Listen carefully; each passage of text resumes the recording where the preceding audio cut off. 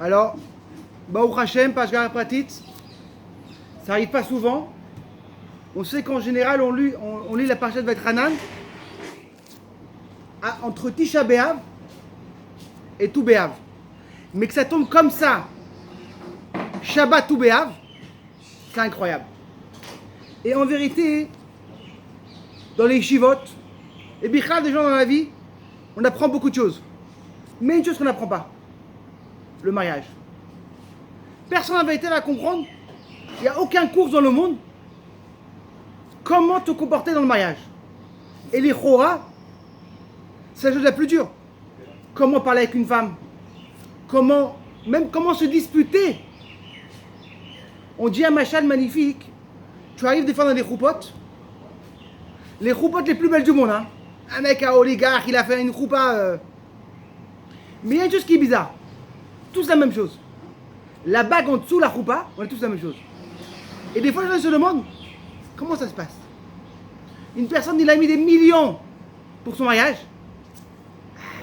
Le plus beau moment pour mettre, comme on dit, la crème sur la cerise, c'est de mettre la cerise sur le gâteau, c'est mettre un beau diamant que tout le monde voit vraiment. Vraiment, il a vraiment été mashkia. Il a vraiment fait le tour des magasins. Et là, en vérité, on voit qu'est-ce qu'il emmène. Une bague que tu l'achètes à même AliExpress. En vrai, tu vois, mais il n'y a rien. C'est tous les mêmes. Tu rentres au magasin, tu dis, je veux une bague en dessous. Et beaucoup de gens ils se demandent, mais pourquoi? C'est le meilleur moment de montrer l'amour que tu as vraiment entre ta kala. Tu veux montrer une belle chose. Tu as mis des millions pour le manger. Une bague, tu veux pas. Alors, il y avait un pirouche qui expliquait qu'en vérité, c'est que dans le mariage, il y a des aliotes et des ridotes. Et ça, qu'en vérité, on n'apprend pas ni dans les chivotes, ni pas. Même quand on se dispute, il faut savoir comment disputer. Est-ce qu'après ça, il faut comment faire tout de suite? Il y avait un rave qui disait que faut chaque soir, si tu as fait une petite dispute, te demander pardon. Jamais laisser. Mais personne n'apprend ça. Comment ça se fait la chose la plus importante? C'est la base de toute la vie. Si tu as un bon mariage, tu as des bons enfants, tu es sa mère. Combien de gens, ils ont tout dans la vie, tout. L'argent, ils arrivent au travail, c'est un cavode. Mais dès qu'ils rentrent à la maison, c'est un petit chiffon. Et ils ont peur de rentrer à la maison. J'avais un ami à moi, un américain, il dit écoute-moi, je fais tout pour travailler en dehors de New York. Il est travaillé là. Et j'ai déménagé suffisamment à New York pour, dès que je rentre à la maison, je tremble. Mais le pauvre, il n'a jamais appris. On n'a jamais appris. Pourquoi on n'apprend pas la chose la plus importante? Un an de la yeshiva, dans un an de la yeshiva, il y a un cours de mariage. Et en vérité, le rabbin disait, mon rêve à moi, c'est de faire ça. Que les gens vont se marier avec préparation. Mais non, il faut comprendre, qu'est-ce qui s'est passé à Tou B'Av?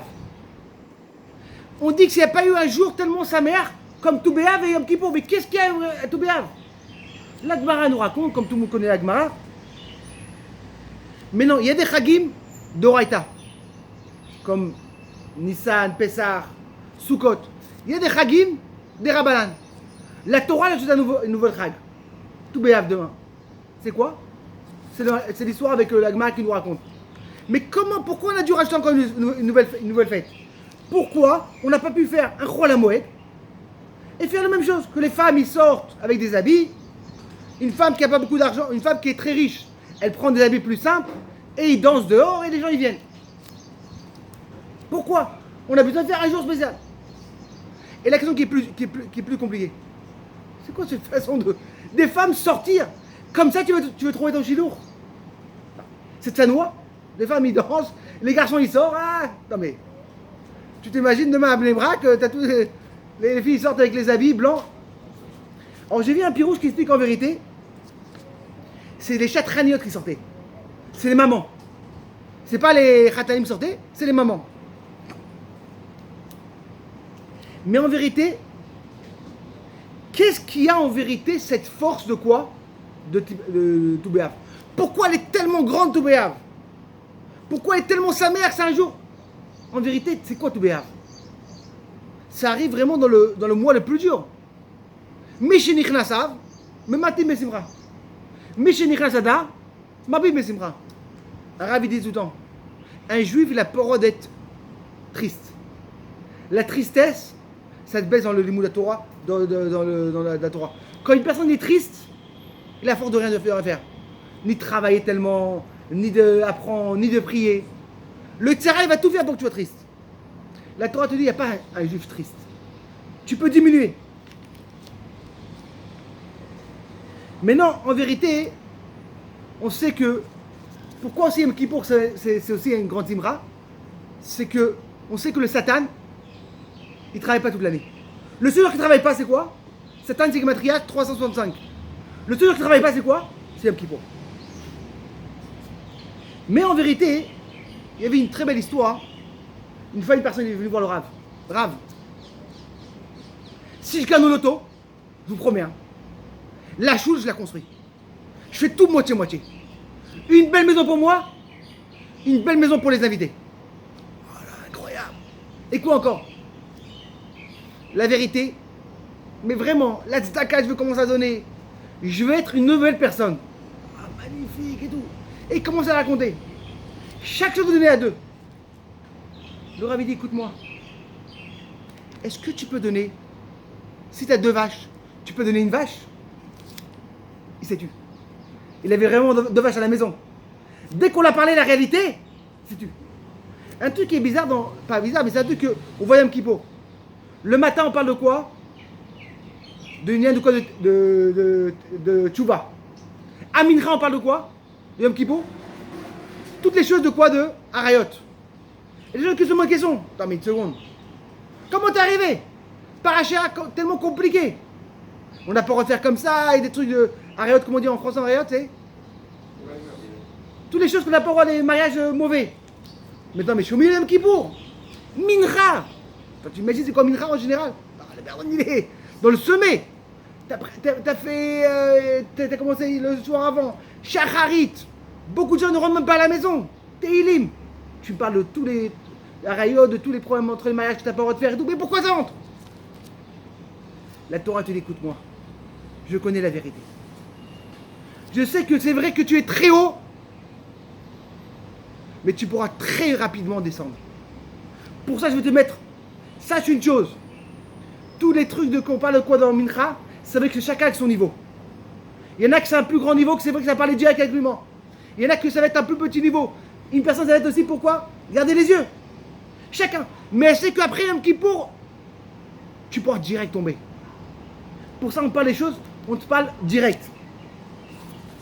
Et en vérité, on va faire une petite parenthèse. C'est la parasha de Betranan. Combien de fois il a prié Hachem? Combien de fois il a prié Moshe Rabbeinu? 516 fois. Mais quoi, il a prié en une journée? J'ai vu un pirouche magnifique. Qu'en vérité, il a prié en combien de temps? Il y a eu entre. Il a commencé la première fois à prier, c'est quoi? Shacharit, Toubéav. Oh là, incroyable. On voit encore une chose qui est importante, Toubéav. Il a su qu'en vérité, le jour Toubéav, c'est un jour très important. Il a dit, je commence le premier jour, c'est Toubéav. Il a commencé cette première tefila, c'est quoi Toubéav? Et on va comprendre comment ça a arrivé le calcul. Pastam et Rachamim disent qu'il a pris 516 fois. 515 fois. 115. Comment c'est arrivé? On va comprendre un petit peu comment c'est arrivé.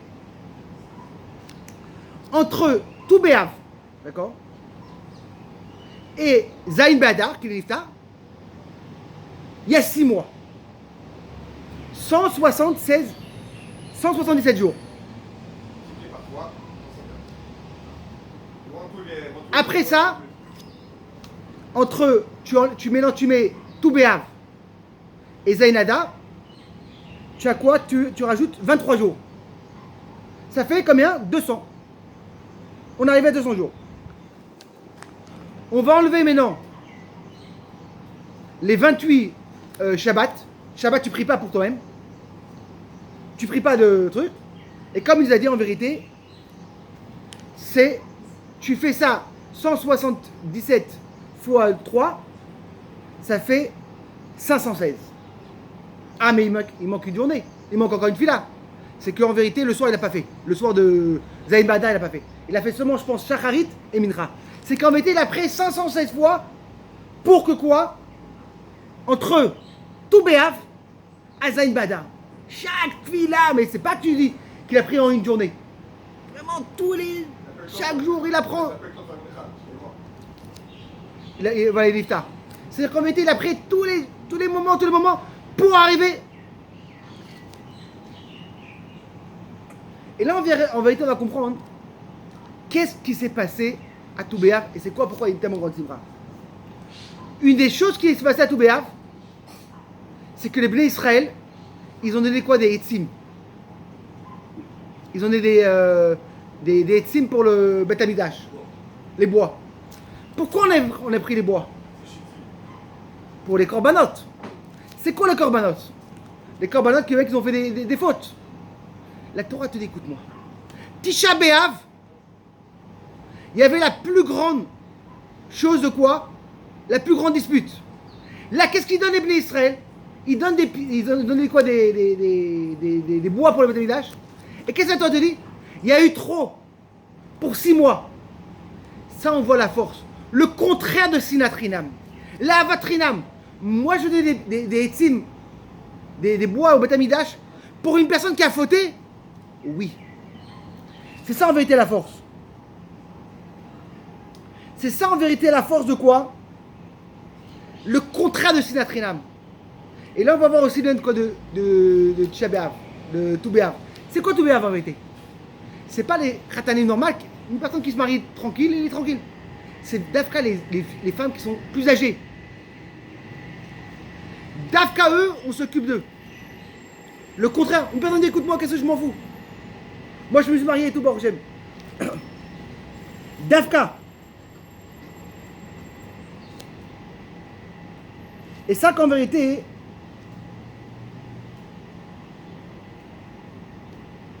c'est ça en vérité qu'on voit la force. D'Afka contraire. Il y avait un Rav qui s'appelait Rav Cohen. Et une des choses qu'il fait, lui, c'est il vient de Shalom Bayit. Et beaucoup de fois, les gens, ils arrivent chez lui. Rav, ça va pas du tout. Hein. Le matin, il est très dur, c'est très compliqué à la maison. Et on a très peur, les enfants et tout. Et là, le Rav, il dit, écoute-moi, pourquoi tu viens maintenant? Pourquoi tu viens maintenant? Pourquoi t'es pas venu depuis le début? Rav, comment réussir un mariage? Pourquoi quand tu as des galères, tu vas me voir? Pourquoi quand tu vois le matin, il est très grave, tu vas me voir? Pourquoi tu n'es pas venu au début? Et en vérité, qu'est-ce qu'on a besoin dans le mariage, une réussite? C'est quoi? Le kavod, le respect, le harara. Comment on dit harara en français? Comment on dit harara? De l'importance. C'est qu'en vérité, chacun veut sentir comment il est le plus important dans la maison. Et c'est quoi le problème en général? Comme on dit au début, les gens n'apprennent pas. Je veux me marier. Tu demandes à chaque personne, c'est quoi le mariage? Le mariage, c'est quoi? C'est de faire un couple. On va prendre l'argent ensemble. On aura des enfants ensemble. Avoir un associé. Mais pas du tout. Quand tu as un associé, tu ne dois jamais donner des compliments, en général. C'est quoi en vérité le vrai couple? C'est de quoi l'argacha. L'argacha, le regesh. Et c'est ça qu'il faut apprendre. Et ça qu'on n'apprend pas en général. Les gens se marient sans apprendre ce message, l'importance du regesh, du sentiment. Et c'est ça que la personne a besoin. Comme une fois, on dit ah bah au Hachem, donne tout à ma femme. Pas possible, arrête pas de femme. Je lui ai acheté il y a 2 semaines une belle montre Rolex. Nouvelle voiture, je sais pas qu'est-ce qu'elle a. Arrête pas de femme. C'est normal. Tout est froid. Tout est froid. Une femme en réalité, elle n'a pas besoin. C'est pas un associé. Un associé, tu peux acheter une belle montre, un truc. Le regesh, le sentiment, comment c'est la plus importance. Et ça, en vérité, on n'apprend pas. Et ça, en vérité, le lien de quoi? De Toubéaf. C'est quoi Toubéaf? Je vais donner du bois au Beth Amikdash. Qu'une personne, il a fauté, je m'en fous qu'est-ce qu'il a fauté. pour qu'il arrive qu'ils sont bien, facilement. Et ça, la vérité de tout le vient de quoi de le vrai sentiment. Il y avait une fois une personne, il a pris l'avion. Tout le monde peut avoir j'aime les vacances. Avant qu'il prenne l'avion, il va s'acheter un paquet de gâteaux. Bon, paquet de gâteaux, il voit que c'est caché et tout. Il s'assoit et tout. Et à côté de lui, un mec, une personne s'assoit à côté de lui. Il dit écoutez-moi, vous voulez prendre des gâteaux, un petit peu de gâteau? C'est pas possible, je viens d'acheter mon paquet. Il me propose. Il ouvre et il prend un gâteau. Et il prend un deuxième, un troisième. Et à la fin, c'est un beau gâteau, il reste le dernier. Qu'est-ce qu'il fait avant à côté de lui? Il le casse en même temps, il donne à lui moitié. C'est pas possible alors. C'est un ratoum cette personne. Pas seulement qu'il m'a pris des gâteaux avec moi après l'autre, et là maintenant le dernier il me le fait en moitié. C'est pas possible. Il se lève et il prend l'avion, il dit il rentre dans l'avion, il ouvre son sac et qu'est-ce qu'il voit?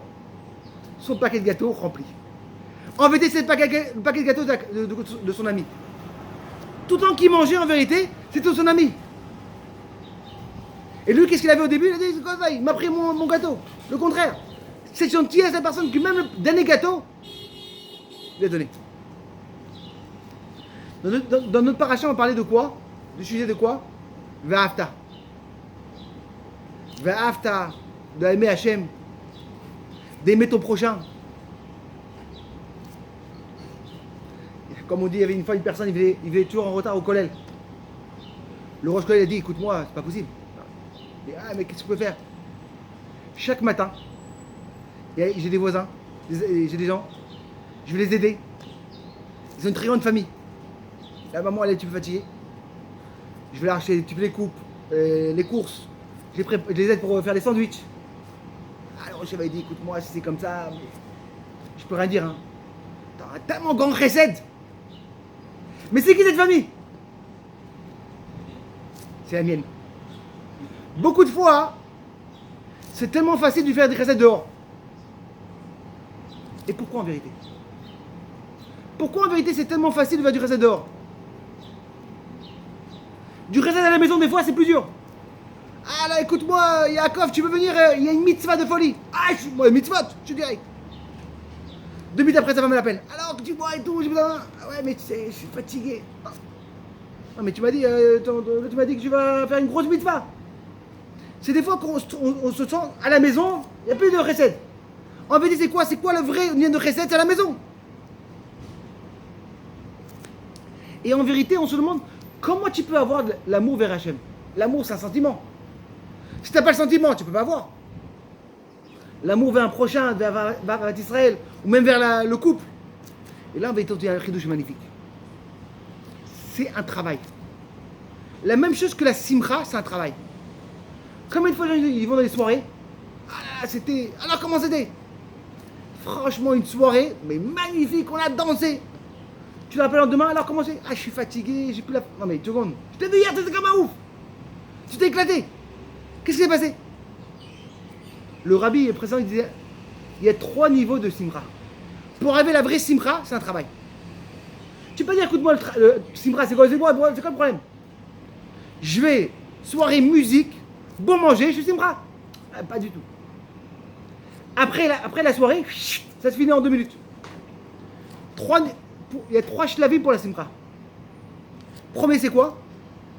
Marshava. Une bonne marshava. Tu réfléchis. Tu réfléchis que des bonnes choses, mais simra. Dans ta pensée, tu penses des belles choses, des bons trucs. Deuxième chose, parler des bonnes choses. Il y a des gens que tu parles que négatifs. Ah, il n'y a pas de plainte. Tout le temps en train de. C'est mauvais. Je suis parti au restaurant, il manquait du sel. Je suis parti là, pas possible. Je suis parti à l'hôtel, c'est pas bien. Les chambres, c'est pas propre. Ils n'arrêtent pas de se plaindre. C'est-à-dire qu'en été, ils sont toujours tristes. En parole, toujours tristes. Tu vois cette personne-là, il vient une soirée, il vient danser. Je peux t'assurer que le lendemain, il n'a pas de simcha. Parce qu'il y a 3 niveaux. Première chose, marshava tova. Deuxième chose, parole bien. Et troisième chose, danser avec les pieds. Si tu danses pas avec tes pieds, tu n'auras pas la vraie simcha. Et qu'est-ce qu'on voit dans la simra, la force de la simra? Quand t'es sa mère, tout passe. Quand t'es nerveux, mais rien passe. Ça nous arrive des fois, personne n'y arrive à 3 minutes en retard, ah, mais pas possible. Mais t'es chez on voit bien, on peut même voir ça en vacances. T'arrives, tu vas acheter, allez, un cola, bonjour. Tu vas en route, tu vas dans un truc, 7 euros, 8 euros. Allez, je paye. 8 euros. Là, tu vas à un magasin à côté, tu as une journée travail et tout, tu vois. 35 shekels le cola, pas possible. Il y avait une fois une personne, il rencontre son ami dans le bus, et sans faire exprès, il a un petit peu sali son costume. Ah, pas possible, mais quoi, qu'est-ce que tu fais mon costume? Je viens de sortir de quoi? Du pressing. Il me dit, moi, Yaakov, j'arrive pas à comprendre. Il y a un mois, t'as mal ton fils. Et sans faire exprès, je t'ai un petit peu déchiré ton costume. Tu m'as embrassé, tu étais content. Pourquoi tu n'es pas énervé? Je t'ai un petit peu sali, ça va, c'est pas. Yeah. Quand je suis simra, tout passe. Quand t'as la vraie simra, tout passe. Quand une personne est nerveuse, rien passe. Et là, en vérité, on va dire un chidouche qui est magnifique. Quand tu vas voir l'amour vers Hachem, c'est un travail. Tu l'es de bonne, tu vas réfléchir à sa grandeur d'Hachem. Comment à grandeur il est bien, comment Hachem il est grand. Et en vérité, la même chose dans le couple. La même chose avec un ami. L'amour, la hava, elle arrive avec le temps. Tu construis. Il y a des fois des gens qui disent, ah là là, c'est incroyable, bon Hachem, je suis marié, je suis tellement content. Si tu construis pas en vérité, et pour ça qu'en vérité, il faut apprendre comment le mariage. Parce que c'est construire. Le mariage, c'est quoi? C'est le premier étage. Doucement. La même chose quand tu as l'amour vers Hachem. Comment tu peux mener l'amour vers Hachem? Parce que c'est construire. Tu réfléchis. Tu apprends. Il y avait une fois une personne, il est venu voir un rave. Il dit, écoute-moi, viens mettre les tefilines. Je ne crois pas à Hachem. Le rave, grande barbe, il dit, écoute-moi. Moi aussi, je ne crois pas en Dieu. Ah, pas possible. Monsieur le rabbin. Ah, vous êtes un faux rabbin alors. Il dit, le Dieu que tu ne crois pas, moi aussi je ne crois pas. C'est quoi le bon Dieu? Viens avec moi au Beth Midrash. Viens apprendre, après on va discuter. 6 mois après, on discute. 6 mois après, il a commencé à croire en Dieu. Je ne sais pas c'est quoi Dieu. La même chose.